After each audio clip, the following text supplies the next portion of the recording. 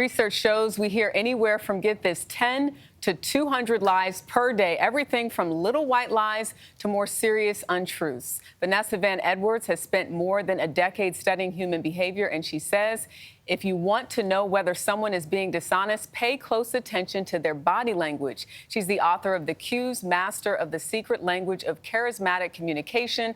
Vanessa Van Edwards joins us now. Good morning to you. Good morning. Thanks and for it is a having good me. morning to see you. Yes. This is something that, and I'm being very honest. I see it. I feel the Okay. honesty. I See feel my it. body language? Yes, it looks so good. Thank you. Yes. Thank you.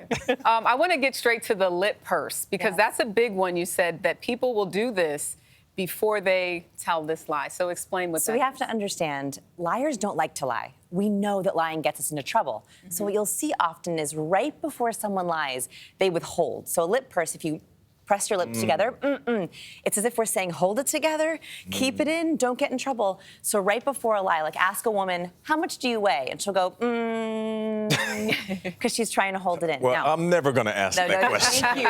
Thank Let's you start there. so- let's start with that etiquette, right? Also, we have to remember that there's no Pinocchio's nose. There's no one cue that shows someone's lying. What we're looking for is patterns of deceit. And research has found that there are certain red flags that are common. The lip purse is a really good one to look out for. No Pinocchio's nose. However, the nose can be a tell. Very much.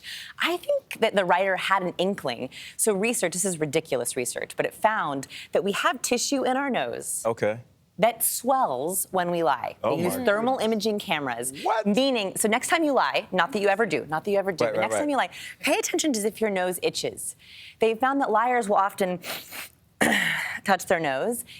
Researchers analyzed Bill Clinton's testimony during the Monica Lewinsky trial, and they found that in his lying testimony, he touched his nose 26 times. In his honest testimony, he didn't touch his nose at all. So watch out for Wow, that is sudden... wild. That is wild. That is It's correct. That's interesting, but how do you know, too, it's not Allergy nervous? season. Allergies. Well, no, Allergy not season. allergies. Or I'm Tony just saying you're Montana. nervous, Did they control for allergy? Yeah. right? Tony Or Montana. a little bit of anxiety. Okay, so this is what's really important is we're looking for clusters, right? So like if it's allergy season or someone just got like a swab, yes, they're gonna be itching their nose. You're looking for sudden changes in behavior or incongruency. So for Okay. example, we're looking for when the body doesn't match the words. One of my favorite lying cues is a mismatched nod. This works really well. When someone says yes, but shakes their head no. Wow. Or says no, but shakes their head yes. So for example, That's a you can say, giveaway. so, do you like the new colleague? Yeah, she's great, right? That's a mismatch, and we're very odd that we mismatch our verbal. I read that first-person pronouns can be a tell for lying. First, remind us what a first-person pronoun is. Okay, I'm, you're, my. Okay. So this is another psychology of behavior is that we don't like to lie. We don't want to get implicated in it. Right. So you'll notice that without realizing it subconsciously, we drop the I'm, your, my. So someone will say, that email must have gone to spam or didn't get that email instead of, I didn't get that email. Oh, we or, drop it.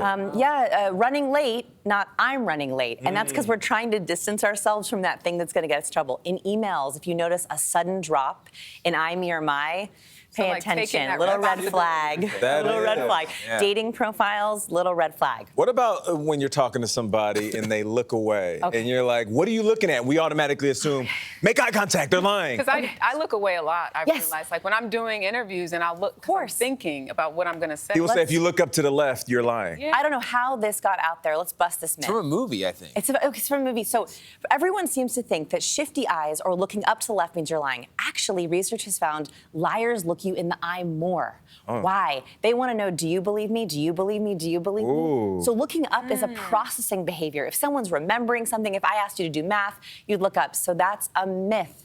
Shifty eyes does not mean it is deception. Wow. And this helps us awesome as a information. whole when we can identify people who are lying. I think it is an essential skill. Also, we did a little research study. We had people play 2 truths and a lie. Have you ever played this game? Yeah, I have. Okay, so here was the big one that we found. On the lie, people use the question inflection. And that's because liars don't believe what they're saying. So they're asking, do you believe me?